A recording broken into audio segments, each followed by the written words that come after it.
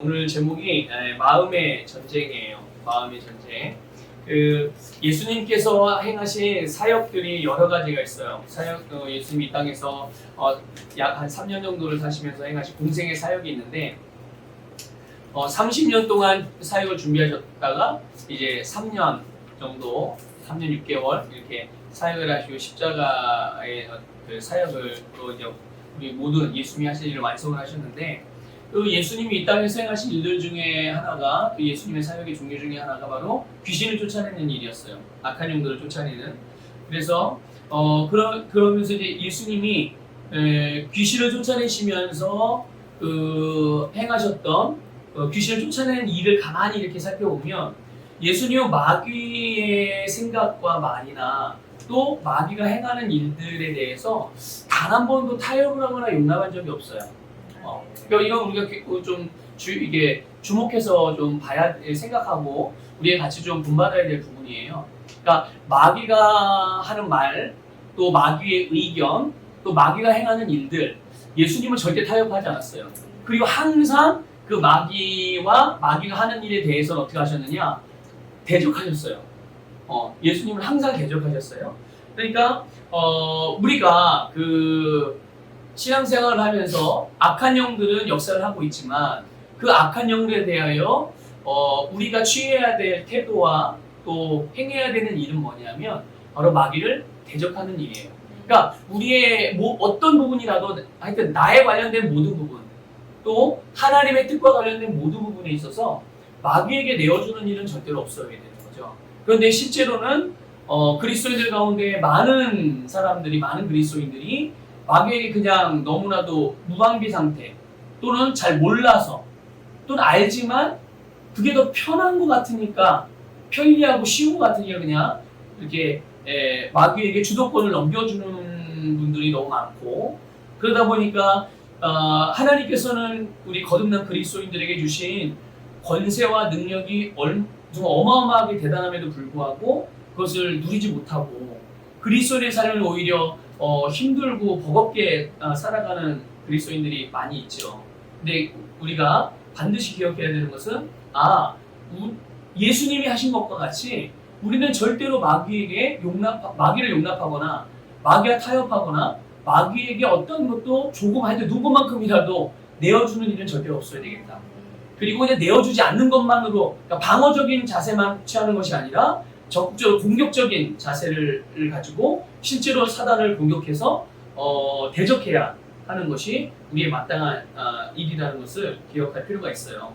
요한일서 3장 8절에는 이렇게 말씀하고 있습니다. 죄를 짓는 자는 마귀에게 속하나니 마귀는 처음부터 범죄함이라.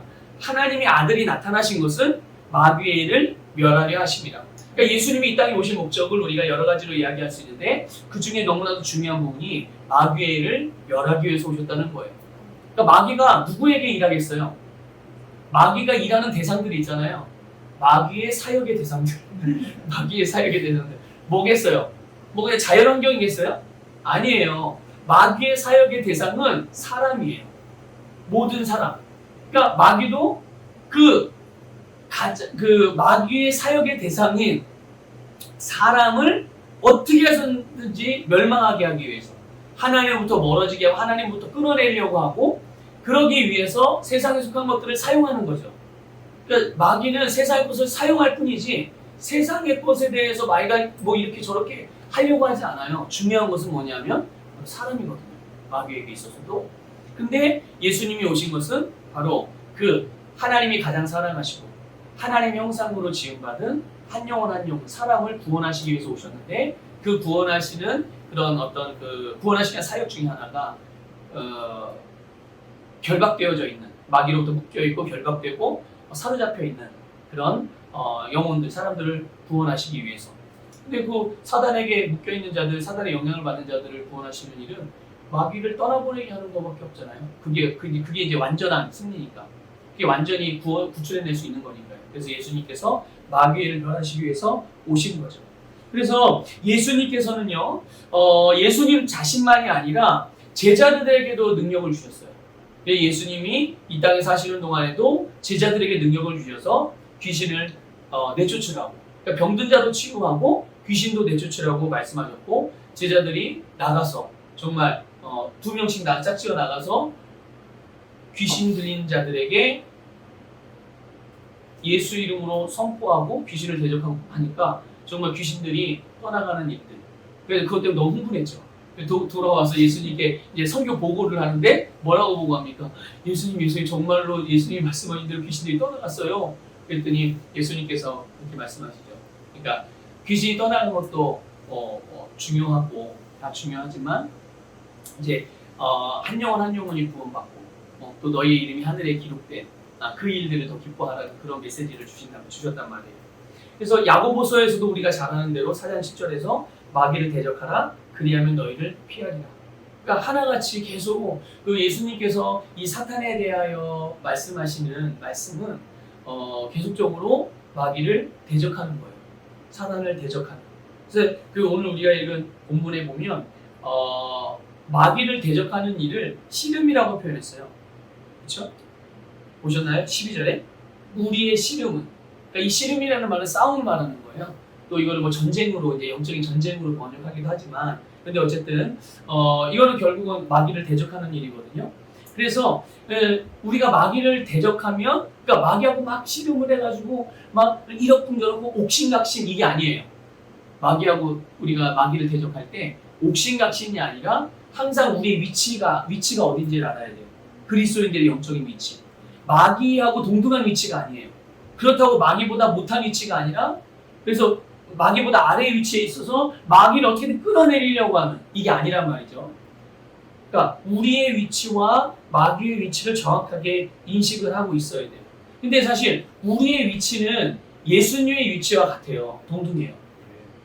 우리의 영적인 위치는 예수님의 영적인 위치. 그러니까 예수님은 사단에 대하여 어떻게 하셨습니까? 이미 승리하셨어요. 그리고 그 승리를 우리에게 주셨고, 예수님께서 승천하셔서 부활하시고 승천하신 다음에 하나님의 우편에 앉으셨잖아요.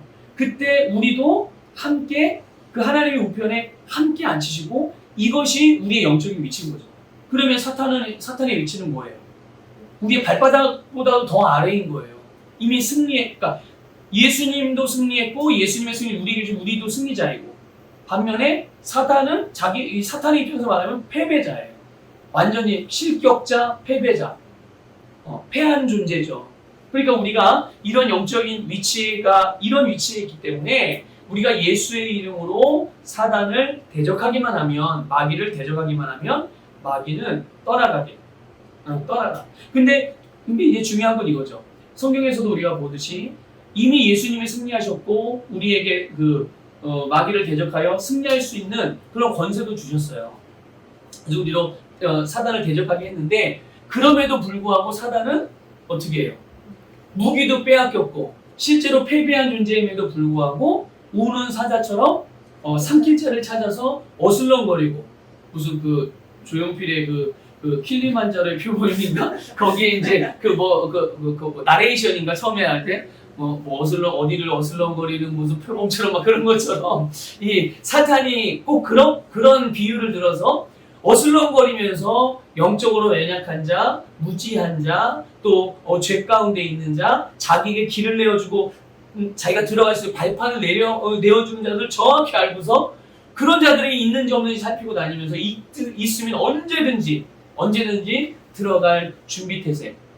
그래서 그렇게 그런 자들을 삼킬 자를 찾는다고 성경이 말씀하고 있잖아요. 그래서 우리는 이 땅을 살아가면서 모든 그리스도인들은 이런 부분을 꼭 알고 있어야 돼요. 그러니까 이런 부분을 모른다든지 아니면 알면서도 우리가 그런 우리에게 주신 권세를 사용하지 않으면 결국 나도 모르는 사이에 내가 원하지도 않았고 의도하지 않는 사이에 그냥 발판을 내어주는, 그래서 내 삶에 사단의 영향을 받지 않아도 됨에도 불구하고, 받을 필요도 없고, 그럼에도 불구하고 내 의지와 상관없이 사단이 내 삶에 들어오게 되어지는 문을 내 스스로 열어주는 일들도 있거든요. 그러니까 우리는 아예 원천적으로 항상 내가 이 땅에 살아가는 삶 가운데 어느 한 부분은 이렇게 사단을 지속적으로 대적하면서 이것들을 내가 예수님의 승리를 나의 승리로 가져와서 실제로 만들어가는 그런 일들이 필요하다는 것을 우리는 말씀을 통해서 분명하게 인식할 수 있기를 바랍니다. 그래서 그리스도인들의 씨름은 그리스도인들의 싸움은 혈과 육을 상대하는 것이 아니라고 그랬죠. 그리고 그러면서 그럼 누구를 상대하는 것이냐? 하늘에 있는 악한 영들을 상대한다라고 말씀하고 있어요. 그러니까 우리의 싸움의 대상은 사람이 아니고 이거를 우리 잊어버리면 안 돼요. 그리스도인들이 꼭 싸움의 대상을 사람이라고 생각을 해요. 원수를 사람이라고 생각을 해요. 그래서 나를 괴롭히고 나를 힘들게 하는 사람한테 굉장히 공격적인 자세, 아주 호전적인 그런 태도와 자세를 가지고 다가가기도 하고 그렇게 자기를 방어하기도 하고 그래서 누가 나한테 큰 소리 치면 나는 더 큰 소리로 이렇게 하고 누가 나한테 뭐 좀 좋지 않은 일 나면 그 사람을 아예 무시해버리고 피하든지 아니면 그 사람에게 더 나를 그렇게 공격하지 못하게 그러니까 너무 지극히 세상적인 방식으로 그 사람들에게 반응하는 그런 반응을 한단 말이죠. 그런데 성경은 그리스도인들의 싸움은 절대로 그 대상이 사람이 아니라는 것을 말씀해주고 있어요. 근데 이거를 자꾸만 잊어버려서 가정 안에서도 가족끼리의 다툼도 다 같은 믿음의 사람들인데 아니 어느 한쪽이 믿지 않는 사람이라도 마찬가지예요. 믿지 않는 사람은 믿지 않으니까 모르니까 또 그 본성이 거듭나지 않았으니까 계속 죄 가운데서 머물러 있는 거잖아요. 그러니까 본인들은 모르는 거예요. 자기들이 의롭고 자기가 잘했다고 생각하지만 결국은 어둠의 영에 사로잡혀 있거나 또 영향을 계속 받고 있는 거니까요. 근데 그리스도인인 나는 그게 아니란 말이에요. 절대로 여러분 그리스도인들에게는 사로잡힘은 없습니다. 그리스도인은 마귀에게 사로잡히는 일이 없어요. 그러니까 틈틈이 가끔 영향을 받을 수는 있지만 그러니까 사로잡히는 건 뭐냐면 말 그대로 내 의지와 상관없이 그냥 정말 미친 사람처럼 그렇게 그래서 성경에 나온 대로 무덤과 무덤 사이에 살면서 사람들이 붙들어도 막 사람 그 이상의 힘을 발휘해서 막 그래서 쇠사슬로 묶어도 막 쇠사슬을 끊고 이런 경우들이 이제 소위 말하는 마귀에게 완전히 사로잡혀 가지고 있는 사람. 근데 그리스도인은 이런 사로잡힘이 없어요. 왜냐하면 바로 우리 안에 예수 그리스도가 계시기 때문에 마귀가 예수 그리스도를 내쫓고 자기가 주인 행세할 수가 없거든요. 이미 패배했는데 예수님께 어떤 영향력을 미칠 수 있겠어요? 절대 그럴 수 없어요. 그러니까 이런 부분, 그러니까 우리가 이렇게 나는 거듭난 그리스도인임에도 불구하고 내 가족들이라든지 가까이 있는 사람들 중에 그런 사람들을 대할 때 자꾸만 눈에 보이는 게 그 사람이니까 그 사람에게 막 좋지 않은 그 사람의 마음에 상처가 되는 말을 쏟아붓거나 또 그 사람에게 내가 당한 것만큼 갚아주려고 하거나 그 사람의 자존심을 일부러 막 긁어가지고 그 사람이 속상하게 만든다거나 이런 일들이 비일비재하게 일어나고 있는데 그것은 그리스도인으로서는 대상을 잘못 알고 있는 것이다. 우리의 싸움의 대상은 혈과 육, 사람이 아닌 거예요. 또 마찬가지로 물질도 아니에요. 물질. 이게 여러분의 싸움의 대상입니까? 그래요? 저희 밖에 있는 나무들? 무슨 동물들? 아니에요.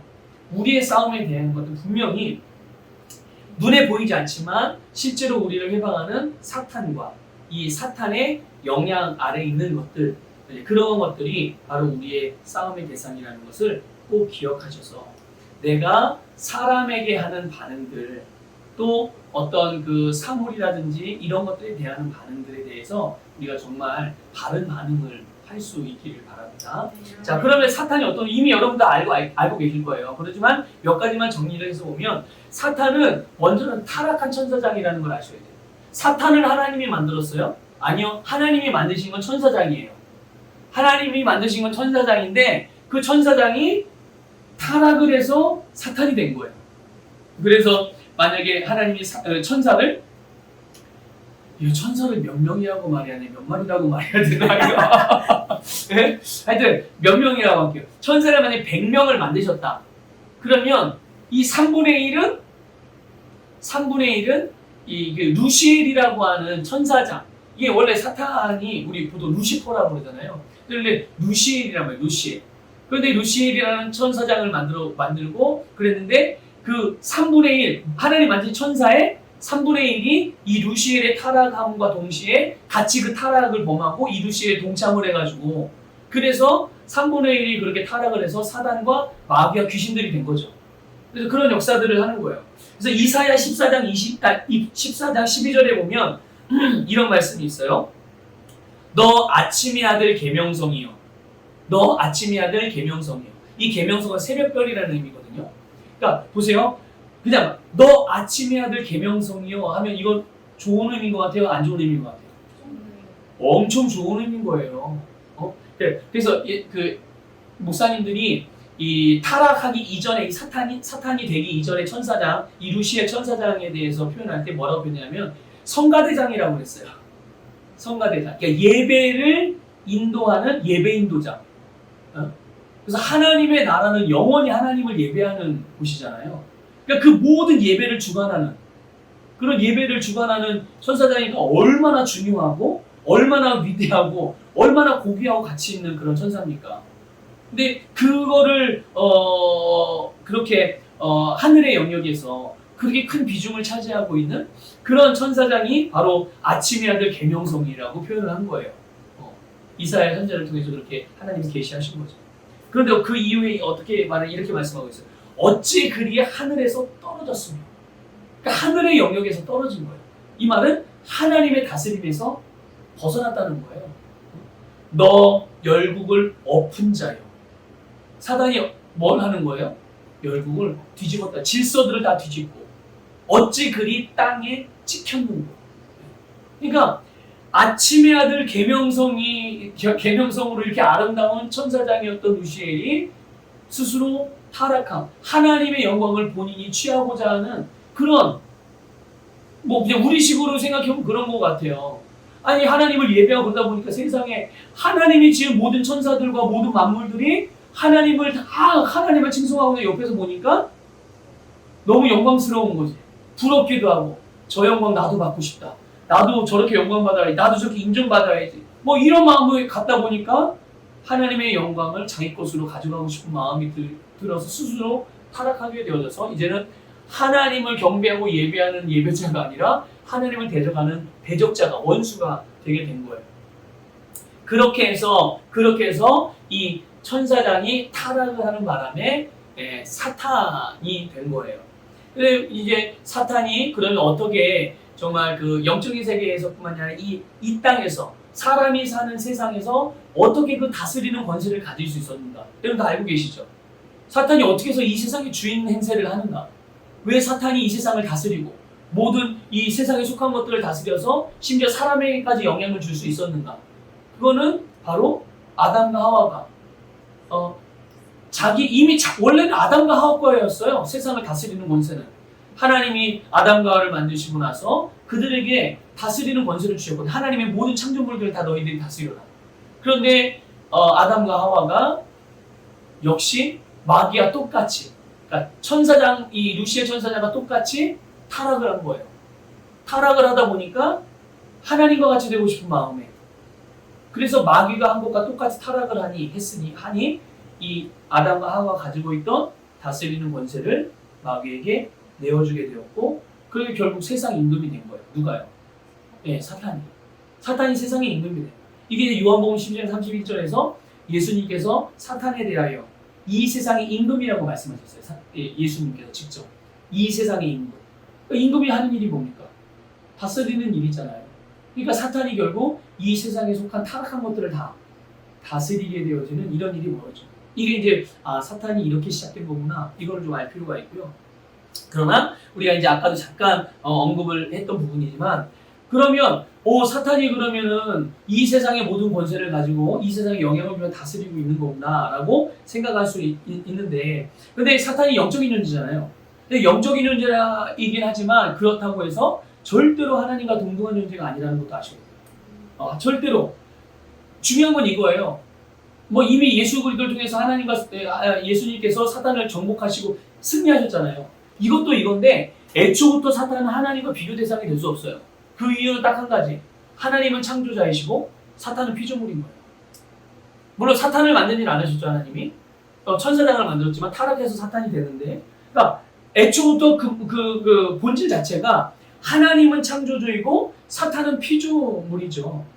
그러니까 하나님이 이 루시엘 천사장을 천사들 중에 가장 아름답게 만드셨는데, 근데 그가 스스로 타락하는 것을 선택해서 결국은 사탄이 되고 하나님을 대적하는 존재. 그러니까 우리가 그리스도인들이 이 사탄을 대적하는 일에 있어서 이 생각할 때 절대로 사탄도 영적인 존재이고 하나님도 영적인 존재니까 뭔가 비교를 한다든지 하나님도 이럴 거니까 사탄도 이런 거 이렇게 생각해서는 안 된다는 거예요. 그렇게 생각할 것이 아니라 사탄은 피조물이구나. 항상 이것을 염두에 두고 하나님과 비교하는 일이 없기를 바랍니다. 또 사탄은 예수님께 이미 패배한 존재. 그래서 사탄이 가지고 있는 권세를 이미 다 잃어버리게 되었다. 빼앗기게 되었다. 그러니까 사탄은, 귀신은, 마귀는, 또 마귀가 이렇게 할까봐 저렇게 할까 마귀와 마귀의 일에 대해서 우리 그리스도인들은 절대로 두려워할 필요가 없는 거예요. 왜냐하면 졌으니까. 패배자. 근데 이런 거가 있어요. 만약에 내가 제3자라면 그게 별로 실감이 안 날 거예요. 아니 만약에 이런 거죠. 여러분 지금 되게 오랫동안 러시아하고 우크라이나하고 전쟁을 벌이고 있어요. 여기에 대해서 여러분은 어떤 감각을 갖고 그런 걸 보세요? 그런 뉴스나 정보를 들을 때.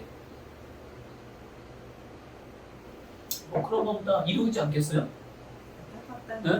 아니 그렇죠. 근데 안타까운 마음은 같죠. 근데 별로 실감이 안 나잖아요.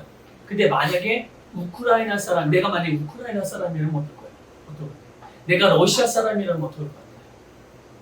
완전히 그 문제를 대하는 이 자세가 달라지는 거예요. 근데 그러니까 사탄과 사탄이 하는 일을 내가 마치 제3자인 것처럼 이렇게 생각을 해버리면 사탄은 뭐 이렇게 하지만 근데 사탄은 실제로 항상 우리에게 틈을 노리고 항상 지켜보고 있어요. 그러니까 굉장히 실제적으로 역사한다는 거죠. 그러니까 전혀 상관없는 게 아니라 상관이 있게끔 우리에게 자꾸만 다가오지만 우리는 예수의 이름을 대적함으로 그것을 상관없게 무효화시킬 수 있다는 거예요. 그러니까 그런 부분들을 우리가 꼭 기억하고 있어야 하고, 그러나 중요한 것은 사탄은 아무리 그렇게 다가와도 결국은 어쨌든 패배한 존재이기 때문에 어떤 권세도 있을 수 없다. 그러니까 두려워하거나 걱정할 일이 없는 그런 태도로 사탄을 대적하시면 될 것 같고요. 그 다음에 사탄이 우리의 연약함을 참 잘 알잖아요. 그렇죠? 근데 우리의 모든 것을 다 아는 건 아니에요. 이걸 꼭 아셔야 돼요. 하나님은 우리의 모든 걸 다 아시죠. 그래서 우리의 모든 필요도 아시고 연약함도 아시고, 그래서 우리가 뭔가 필요하다면 필요함을 채우시고요. 우리가 뭔가 부족하다면 그 부족함을 온전함으로 우리를 새롭게 해주세요. 근데 사탄도 우리의 연약함을 알긴 아는데 우리가 뭐 연약함이 100가지가 있다고 그 100가지를 다 사탄은 알 수 없어요. 그러니까 성경을 보게 되면 다니엘에서 느부갓네살 왕이 가졌던 마음들, 또 그런 부분들에 대해서 느부갓네살 꿈을 다니엘이 해석해 주잖아요. 근데 그 느부갓네살의 꿈을 다니엘이 해석해 줄 때 먼저는 그 당시에 이 사탄의 영향을 받았던 점쟁이들과 무당들 같은 사람, 그리고 그 점을 치는 사람들, 이런 사람들에게 느부갓네살 왕이 부탁을 했어요. 내가 무슨 꿈을 꿨는지, 그 꿈을 또 해석해 달라고. 근데 무슨 꿈을 꿨는지도 모를 뿐만 아니라 꿈 자체를 모르니 해석도 안 되죠. 마귀의 영향을 받는 그런 사람들이었음에도 불구하고. 근데 그들도 이 느부갓네살 꿈을 몰랐죠. 다니엘은요. 근데 다니엘은 알았어요. 왜냐하면 하나님이 알려주셨으니까. 그렇죠? 네. 또 사탄은 결정적으로 예수님의 부활에 대한 계획을 모르고 계셨어요. 모르고 있었어요. 만약에 하나님이 그러니까 사탄이 예수님을 이제 십자가에 죽게 하면 이제 자기가 승리하는 줄 알았는데, 자기가 그렇게 한 다음에 하나님이 예수님을 다시 살리실 거라는 거를 알고 있었다면, 그럼 어떻게 되는 거예요? 자기가 어떻게 되는 거예요? 자기는 죽이고 멸망시키는 일을 하는 거고, 그래서 결국 자기의 굴복을 시키는데, 그 죽음의 권세가 이 사단의 권세인데 그거를 뛰어넘어 버리면 결국 자기가 패배하는 걸 알잖아요. 그 계획을 알았다면, 예수의 부활의 계획을 알았다면 절대로 마귀는 어떻게 해서든지 예수님 죽는 걸 막았을 거예요. 못 죽게. 어떻게 해서든. 근데 마귀는 예수님의 부활의 계획에 대해서 모르고 있었다. 그러니까 이 사탄이 모든 걸 다 아는 게 영적인 존재이지만 모든 것을 다 아는 것이 아니다. 그러니까 보세요. 사탄이 허점이 되게 많은 거예요. 그리고 어떤 그리스도인들은 사탄에 대해서 굉장히 아주 그냥 무섭고 또 능력 있는 그런 능력자로 생각을 한단 말이에요. 근데 가만히 이게 성경을 보면서 그러면서 이 사탄을 생각해 보면 사실은 사탄은 능력자가 아니에요. 애초부터 이미 패배한 존재니까. 그런데 이제 중요한 것은 그런 사탄이 어떻게 일하느냐는 거예요. 이 부분에 있어서 그리스도인들이 많이 속고 그래서 많이 무너지는 경우가 있는데 먼저 사탄은요. 이 세상의 통치자들, 권세자들, 어둠의 세상 주관자들, 그러니까 지배자들을 말하는 거예요. 그리고 하늘에 있는 악한 영들을 통해서 일을 하는 거죠. 어떻게 일하느냐? 기본적으로는 하나님과 반대되는 일. 하나님을 대적하는 방향으로 세상의 모든 것들을 계획하고 그렇게 실행하고 그렇게 추구하게끔 그런 방향으로 가게끔 사탄들이 역사를 하는 거예요. 그래서 뭐 한 나라의 정책을 결정한다든지 또 아니면은 이 세상의 어떤 유행이나 흐름들을 타락한 문화로 그 유행을 만들어 간다든지 하나님을 예배한다든지 뭐 복음을 전한다든지 진정한 사랑의 삶을 살아간다든지 나눠주고 남들을 섬기는 삶 이런 것들과 반대되는 것들로 반대되는 방향으로 모든 문화며 학문이며 철학이며 사상이며 법이며 교육이며 모든 것들을 그런 방향으로. 그런데 실제로 우리가 이 세상에서 배우는 건 어떻게 배워요? 이렇게 배운다는 거예요. 그러니까 이렇게 배우니까 복음을 듣기 전에 이미 그런 것들로 받아들이게 되고 그러다 보니까 자연스럽게 어떻게 되겠어요? 주님의 복음을 그냥 받아들일 수가 없는 거예요. 기본적으로는 다 대적하게 되고 반대하게 되고 의심하게 되고. 그러니까 사탄이 일하는 방식 중에 하나가 바로 이렇게 일한다는 거예요. 그래서 우리가 자녀들을 양육하게 될 때 이래서 중요한 거예요. 자녀들이 세상에 하나님을 반대하는 문화와 그런 것들을 배우기 전에 먼저 주님의 복음으로, 주님의 사랑으로, 성령의 기름 부음으로 양육을 시켜서 정말 구별된 세대를 만들어가는 그것이 너무나도 중요하고 가능하면 젊으면 젊을수록 어리면 어릴수록 그렇게 복음, 말씀, 성령, 사랑, 믿음에 그냥 그것으로 폭격을 해가지고 아예 그런 사람으로 무장될 수 있도록 그렇게 도와주는 것이 너무나도 중요한 일인 거예요.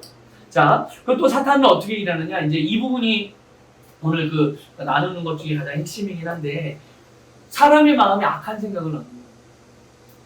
사람의 마음에, 그러니까 우리의 마음이 영적인 전쟁터가 되는 거예요. 사실.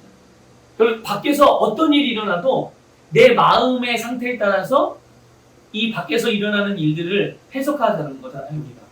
근데 아무리 세상이 좋은 일이 벌어지고 이래도 내 마음에 어떤 마음을 품냐에 따라서 이것을 좋은 일임에도 불구하고 이것을 좋지 않은 것으로 해석할 수도 있고 또 내 마음의 상태가 어떠냐에 따라서 좋지 않은 상황들을 좋게 그렇게 해석할 수도 있고. 근데 이게 이제 우리의 심령 안에, 우리의 마음 안에 어떤 재료가 있는지, 어떤 정보가 있는지, 그거에 따라서 내 느낌이 나타나게 되는 거예요. 그거에 따라서. 그래서 그 느낌을 가지고서 우리에게 일어나는 일과 보여지는 일들을 해석하게 되어져서 우리가 그렇게 반응하기도 하는 거거든요. 그래서 그런데 사탄은 결국 우리들에게 정확하고 진리, 사랑, 아름다운 그런 정보를 넣겠어요, 우리에게? 절대로 그렇지 않죠. 오히려 반대되는. 그래서 미혹하는 영, 귀신의 가르침들을 통해서 우리로 하여금 믿음에서 떠나서 사탄의 일을 따르게 하는 것이 바로 마귀가 하는 일이에요. 그러니까 우리는 그런 예를 성경에서 굉장히 많이 보죠. 다윗 같은 경우도 그런 케이스 중에 하나예요. 다윗이 그러니까 역대상 21장 1절에 보게 되면 사탄이요 다윗의 마음을 막 충동합니다. 다윗의 마음에 뭔가 하고자 하는 마음을 막 주는 거예요. 그게 그 중에 하나가 그게 뭐냐면 이스라엘 백성들의 숫자를 세는 거예요. 이스라엘 백성들의 숫자. 그 숫자를 세는 이유가 뭐였겠어요? 네? 세금. 세금도 있을 수도 있는데 바로 자기의 업적을 드러내는 거예요. 다윗이 얼마나 위대한 사람입니까? 정말 모든 것들 통일한 다윗 왕국이잖아요. 다윗 왕국. 주변의 나라들을 다 정복하고. 그러니까 결국은 지금까지 자기가 이룬 일들 가운데 땅이 얼마나 되고 거기에 사는 인구가 얼마나 되는지, 게다가 우리 이스라엘 백성들이 얼마나 되는지, 얼마나 번성하고, 이거를 숫자를 세게 한 거예요. 선지자가 이 일에 대해서 경고했어요. 선지자가 아니지. 다윗의 충신 중에 하나, 이름을 제가 갑자기 생각이 안 나는데, 그 사람이 충언을 했어요. 왕이요, 그러시면 안 됩니다. 이거 숫자 세시면 안 됩니다. 그러니까 의도를 알았던 거예요. 이 사람은. 다윗 왕이 왜 이스라엘 백성들이 숫자를 세라고 했는지. 그런데 그럼에도 불구하고 이 다윗 왕은 숫자를 세요. 나중에 이제 거기에 대한 대가를 보니 혹독하게 치르죠. 근데 그게 다윗이 하고 싶어서 한 게 아니에요. 성경은 분명히 말하기를 사탄이 그의 마음을 충동을 해서 그렇게 행했다. 또 우리가 잘 아는 신약의 가룟 유다. 가룟 유다는 자기 스스로의 생각, 자기 생각으로 한 게 아니에요. 마귀가 예수님을 하려는 마음을 그의 마음에 넣어주었다라고 말씀하고 있죠. 또 사도행전에 보면 아나니아와 삽비라 아시죠? 그 사람들은 그리스도인이었어요. 그 나름대로 굉장히 헌신적이고 충성스러운 사람들이었어요. 그러니까 자기의 땅을 팔아서 하나님 앞에 드릴, 자기 재산이잖아요. 땅을 팔아서 하나님의 일을 위해서, 주님 없는 교회를 위해서, 사도들의 그런 사역을 위해서 자기가 그것들을 다 드리면서 동참하고자 하는 마음, 여러분 그냥 일반적인 사람들이 그렇게 할 수 있어요? 자기 재산을 팔아가지고 그렇게 할 수 있는 정도의 사람이라면 얼만큼 그 공동체에서 핵심적인 멤버이며 또 얼만큼 그 주님의 일에 동참하고자 하는 마음으로 열정이 있었던 사람인지 짐작해 볼 수 있죠. 그런데 아나니아가 땅을 팔아서 주님께 드리는 일에 있어서 베드로가 그를 향해서 뭐라고 말했냐면 너는 나를 속인 게 아니라 성령을 속인 거다. 근데 여러분, 성령을 속이는 일이 어떻게 사람이 가능해요? 사람의 생각으로 성령을 속이는 생각을 할 수 없어요. 마귀가 넣어주는 생각으로 인하여 성령을 속이려고 하는 생각을 하는 거죠. 베드로가 분명히 얘기해요. 너는 네가 지금 한 거는 나를 속인 게 아니라 성령을 속인 거다. 그래서 근데 그 내용 아시죠? 땅을 팔아서 주님께 드리려고 했던 처음의 감동을 막상 땅을 팔고 돈이 눈앞에 있고 자기 손에 들여다보니까 아까운 마음이 들어서 일부, 다가 아니에요. 안 바친 게 아니에요. 일부를 숨겨두고 또 감춰두고 나머지만 가지고 와서 이게 제가 판 땅값의 전부입니다. 나의 전부를 주님께 드립니다. 오 할렐루야 막 이러면서 이제 드린 거에 가지고 온 거예요. 근데 그 부인이 나중에 뒤따라오죠.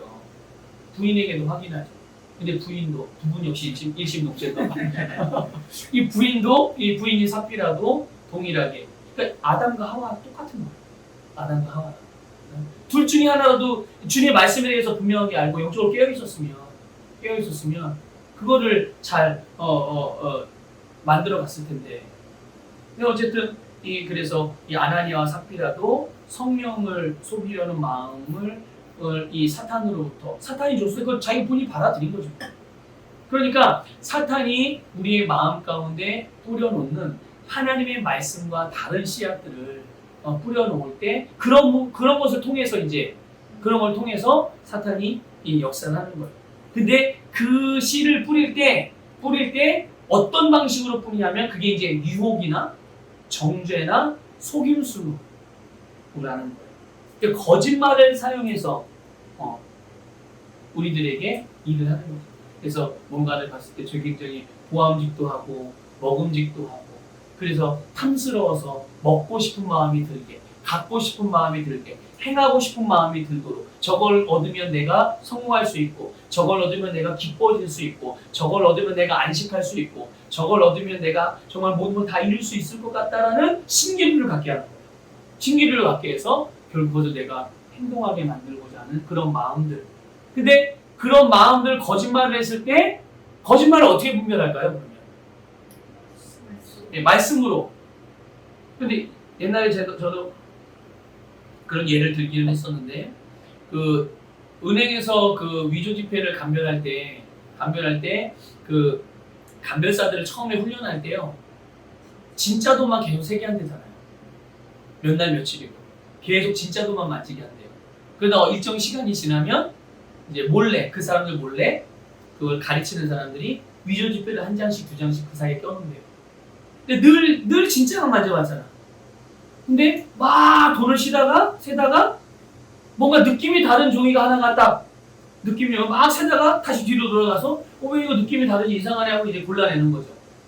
그러니까 이게 뭐가 가짜인지 그걸 배우는 게 아니라 진짜를 바르게 알고 있으면 가짜가 뭔지를 그냥 알게 되는 거예요. 가짜를 따로 이게 가짜다 가르쳐주지 않아도. 이게 왜 가짜고, 자, 이것이 가짜인 이유 1번, 2번, 3번. 이 종이는 무슨 재질로 되어 있어서 가짜입니다. 여기에 인쇄는 뭐가 되어 있어서 가짜입니다.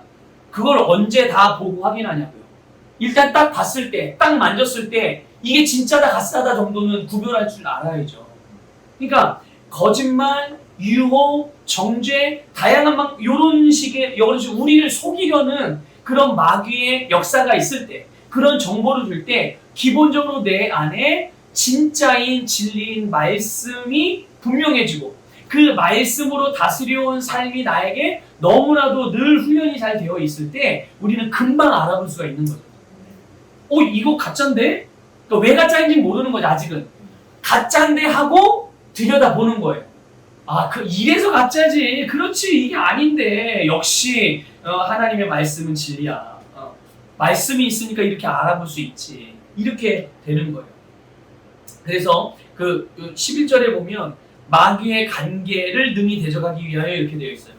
마귀의 관계가 뭐냐면 바로 속이는 거예요. 마귀의 관계가. 마귀가 우리에게 계획한 나쁜 계획, 저놈들을 속여서 멸망시켜야지. 이거예요. 속일 수밖에 없는 게, 속임수를 쓸 수밖에 없는 게 이미 자기는 무기가 없어. 이미 패배했어. 그런데 마치 자기가 패배하지 않은 것처럼 사람들에게 인식을 시켜줘야, 그래야 자기 능력이 있고 아직 권세가 있고 나에게는 니들이 감당할 수 없는 힘이 있어. 이렇게 알게 해줘야만이 사람들이 따라갈 거 아니겠어요? 사람들이 그래서 추앙하고 추종할 거 아니겠어요? 그러니까 근데 그 방법을 이미 진리는 사실은 패배했고 아무 권세도 권리도 없고, 그러니까 권리가 있는 것처럼 능력이 있는 것처럼 힘이 있는 것처럼 속여야죠. 그러니까 마귀가 속임수를 쓰는 거예요. 그러니까 속임수를 써서 멸망시켜야지. 이게 이제 마귀가 사람들을 향해, 특히 그리스도인들을 향하여 공격할 때 사용하는 방법입니다. 그래서 사탄은 이 속임수로 어디에 영향을 주냐면 우리의 마음에 영향을 주려고 합니다. 우리의 마음에. 그래서 사단이 던져주는 거짓말에 우리가 속아 넘어갈 게 아니라 어떤 생각이 딱 들 때, 이 부정적인 생각들이라든지 뭔가 이런 일들이 또 주변에서 일어나는 어떤 부정적인 일들을 경험할 수가 있잖아요. 그럴 때 이게 말씀과 같은 것인지를 빨리빨리 분별할 수 있어야 돼요. 빨리빨리 분별해서, 그래서 내가 이게 받아들여야 되는 건지 아니면 거절해야 되는 건지를 딱 판단을 해가지고 진리만을 잘 받아들일 수 있기를 주님의 이름으로 부탁을 드려요. 그래서 그리스도인들이 사탄을 대적하는 일에 기본적으로 알아요. 이미 다 했지만 먼저는 사탄은 이미 예수님에게 패배했다는 거예요. 이걸 절대로 잊어버리시면 안 돼요. 그리고 그리스도의 심령에 와서 마귀는 절대로 살 수 없다. 틈틈이 들어와서 잽은 날릴 수 있지만 카운터 펀치는 날릴 수도 없어요. 나를 쓰러뜨려서 완전히 멸망하게 만들 수 없다는 얘기예요. 이것을 그러니까 싸우기만 하면 내가 딱 대적하는 위치에 서기만 하면 되는 거거든요. 근데 이거를 이제 몰라서 그러기도 하고 두려워서 내가 내가 마귀를 이길 수 있을까? 목사님이 해주셔야 되는 거 아니야? 기도 많이 하는 사람들만이 할 수 있는 거 아니야? 이런 생각으로 이제 주저주저 하게 되면 안 된다는 거예요. 그러니까 마귀는 이미 예수 그리스도에게 패배한 존재이고, 그리고 절대로 마귀는 우리에게 카운터 펀치를 날릴 수 없다. 물론 잽을 통해서 우리에게 영향을 줄 수 있겠지만 우리가 뭐 잽을 맞아가지고는 뭐 아무런 저희가 없잖아요. 잠깐 휘청할 수는 있지만 쓰러지지 않아요. 근데 한번 맞고 휘청했을 때 빨리 정신을 차려서 내가 카운터 펀치를 날려야 되는 거죠. 그러니까 이런 부분들을 꼭 기억하셔야 돼요. 왜 우리가 그럴 수 있느냐? 저와 여러분 안에 예수님이 계시기 때문에. 예수님이 계시기 때문에. 그래서 사탄을 대적하는 일에 있어 이 두 가지의 기본적인 것만 알고 있어도 우리가 사탄보다 우세한 위치에서 딱 대적할 수가 있는 거예요. 자, 그러면 우리가 그리스도인들이 어떻게 사탄을 대적하는가? 또는 이제 우리가 기본적으로 우리의 영적인 지위, 영적인 위치를 알고 받아들여야 돼요. 여러분 한번 그 찾아보세요. 에베소서 2장 6절. 우리 이미 알고 있는 말씀이긴 하지만 한번 확인해 봅시다. 같이 읽어볼게요. 시작. 또 함께 일으키사 그리스도 예수 안에서 함께 하늘에 앉히시니. 함께 하늘에 앉히. 이게 우리의 영적인 위치이면서 동시에 지위인 거예요. 함께 하늘에 앉았다라는 것은 바로 하나님의 우편에 예수님이 앉은 자리에 같이 함께 앉았다는 거거든요. 우편은 권세의 자리예요. 다스림의 자리라고요. 하나님께서 예수님께서 자기 자신을 스스로 자기의 목숨을 내어주셨을 때 하나님이 모든 이름에 뛰어난 이름을 예수님에게 주셨고 그 예수의 이름 앞에 모든 이름은 무릎 꿇고 복종하게 돼 있어요. 그 권세가 오늘 그 하나님의 우편에 예수님과 함께 앉은 우리들에게 동일하게 주어졌습니다. 이게 이제 우리의 굉장히 중요한 영적인 그 지위인 거죠. 그러니까 이거를 분명히 인식하고 있어야 되고요. 우리가 그렇게 대적하는 거예요. 그 위치에서 대적하는 거고. 두 번째는 주님이 우리의 영적인 자원을 사용해서 대적하는 거예요. 그 영적인 자원이 뭡니까? 오늘 본문에서는 우리가 본문에서는 전신갑주. 네, 전신갑주예요. 그 전신갑주의 내용이 뭡니까? 진리, 의의 본성과 의식, 네? 그리고 평안, 믿음, 성령의 검이죠. 이 성령의 검이 뭐예요? 말씀이에요. 근데 말씀인데 선포되는 말씀이에요. 레마의 말씀을 말하는 거예요. 레마의 말씀. 내 입으로 말씀을 선포하는 거예요. 이게 검이 되어져서 이제 유일한 공격 무기죠. 그러니까 내가 수비하고 방어만 할 줄 아는 것이 아니라 직접적으로 공격해서 아예 그냥 제거해버리는, 물리쳐버리는. 그러니까 우리가 그 마귀를 대적할 때 그런 게 있어요. 우리가 그 사람마다 어떤 좀 자꾸만 영적으로 실수하고 걸려 넘어지는 것들이 많이 있잖아요. 어떤 사람은 성적인 부분에 그렇고, 어떤 사람은 물질적인 부분에 그렇고, 어떤 사람은 개인의 어떤 감정적인 부분에 그렇고, 어떤 사람은 가족에 대해서 그렇고, 어떤 사람은 뭐랄까요? 동료나 친구들과의 어떤 관계에서 그럴 수. 그러니까 약한 부분들이 각자가 있거든요, 다. 그런데 그 약한 부분이 계속 반복이 되는 거죠. 그것 때문에 계속 이제 죄책감이 드는 거예요. 신앙생활을 하다 보면. 그러고 왜 회개했는데 내가 바꾼다고 했는데 왜 잘 안 되지? 계속 동일한 부분에. 이제 그럴 때 우리가 그렇게 우리의 마음 가운데 나를 자꾸만 속이게 만들고 그럼에도 불구하고 우리 계속 어떤 의식을 가지고 있어야 돼요? 의식을 가지고 있어야 돼요. 죄책감이 아니라 정죄의식이 아니라. 그러잖아요. 지금 전시갑주의 그 무기 중에 하나가 의의 흉배잖아요. 그게 의의 본성인과 동시에 의식을 말하는 거거든요. 그러니까 그럼에도 불구하고 우리는 하나님의 자녀라는 사실에 변함이 없잖아요. 그래서 그런 의식을 가지고 그런 믿음으로 다시 하나님의 도우심을 구하기 위하여 주님의 보좌 앞에 나아가는 거예요. 그럼에도 불구하고 그런데 이제 그걸 못하게 만들어서 그래 너는 안 되는 거야. 이게 네 한계야. 계속 뭐 하는 거예요? 누가? 사단이 계속 속이는 거예요. 우리의 정체성. 내가 누구인지 자꾸 잊어버리게 만들고 나의 영적인 위치를 망각하게 만들고 내가 살아가는 의의 삶에 대하여 자꾸만 포기하게 만들고 그걸 보지 못하게 만들고 인식하지 못하게 만들고. 근데 이런 반복적인 죄의 사이클을 끊어내는 방법은 그런 사단. 내가 죄를 용서하기 위해 용서받기 위한 고백을 하는 것과 동시에 사단을 대적하는 게 필요한 거예요. 그럴 때 이 죄를 반복하는 사이클을 끊어낼 수 있는 방법인 거죠. 그리고 또 하나 우리가 어떻게 그리스도인들이 사단을 대적하냐면 생각을 사용해야 돼요. 우리의 생각을. 죄를 짓지 않기 위해서 죄된 생각을 아예 하지 않아. 생각을 아예 하지 않는 거죠. 근데 죄된 생각을 하지 않는 것만이 아니라 아무런 영적인 생각을 안 해. 그냥 사는 거예요. 주어진 삶에 그냥 아무런 생각도 없이. 그러면 여러분 그게 곧 마귀의 속임수에 우리의 마음을 열어주는 거예요. 우리는 계속 어떤 생각을 해야 돼요? 진리의 생각으로 계속 내 생각을 가동시켜야 되는 거예요. 진리의 생각. 그래서 우리가 진리로서 우리의 생각을 새롭게 해서 창조적이고 의로운 사고방식을 계속 세워나가야 되는 거지. 죄된 생각을 하지 말아야지. 마귀적인 생각을 하지 말. 아예 생각을 말아야지. 이러고 있으면 결국 그게 속게 되어지는 거예요. 속게 되어지는 거예요. 그래서 우리의 생각을 사용해서. 그래서 마지막으로 하나 더 말씀을 드리면 진리에만 주목을 해라. 아까 말씀드렸죠. 진짜만 계속 주목하면 가짜가 뭔가 툭 들어오면 이게 가짜라는 걸 그냥 알아요. 일단은 걷어들이고 일단은 물리치고 일단은 거절하고 보는 거죠. 일단은. 그러니까 진리가 아닌 것은. 그래서 하나님의 말씀으로 모든 것을 비춰보는 거죠. 만약에 내 마음에 어떤 부정적인 마음이라든지 감정이 들 수 있잖아요. 살다 보면. 그럴 때 빨리 내 생각을 그런 부정적인 왜 이렇게 내 부정적인 감정이 들지? 왜 이렇게 침울해지지? 왜 이렇게 어두워지지? 왜 갑자기 화가 나지? 왜 갑자기 짜증이 나지? 그대로 방치하지 말라는 거예요. 그럴 때 그런 감정을 빨리 내가 이 생각을 내 그 영적인 사고방식을 빨리 가동을 시켜가지고 이거에서 빨리 빠져나올 수 있게 우리 영으로 반응을 해야 된다는 거예요. 그냥 마음 가누어 나를 내버려 두지 말고.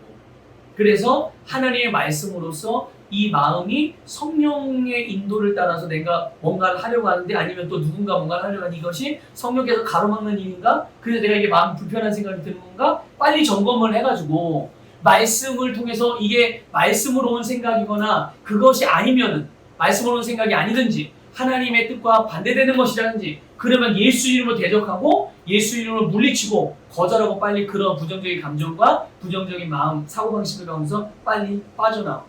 그래서 여러분 마귀에게 지지 않기 위해서 애쓰지 말고 그 시간에 진리로 마음을 채우는 게 중요합니다. 우리 마지막으로 말씀 한 군데 보고 마치도록 하겠습니다. 빌립보서 4장 8절.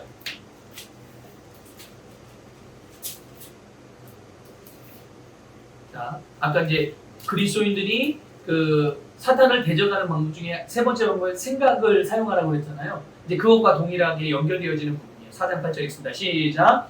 끝으로 형제들아 무엇이든지 참되며 무엇이든지 경건하며 무엇이든지 옳으며 무엇이든지 정결하며 무엇이든지 사랑받을 만하며 무엇이든지 칭찬받을 만하며 무슨 덕이 있든지 무슨 기림이 있든지 이것들을 생각하라. 그러니까 이런 것들을 생각하는 거예요. 이런 것들로 내 생각을 채우고 이런 것들로 내 마음을 채워서 진리, 진짜만을 주목하게 되면 결국 마귀가 주는 모든 것들에 대하여 우리는 자연스럽게 분별할 수 있게 되고 당연히 분별하면은 그 다음에 내가 어떻게 해야 될지는 그냥 판단이 되는 거죠. 네. 그래서 우리 시흥제자교회 우리 모든 지체들이 이렇게 늘 승리하고 항상 승리자의 위치에서 하나님이 주신 승리의 면류관을 늘 취하고 그 면류관을 쓰고 그런 영광스러운 삶을 살아가기를 주님의 이름으로 축복합니다.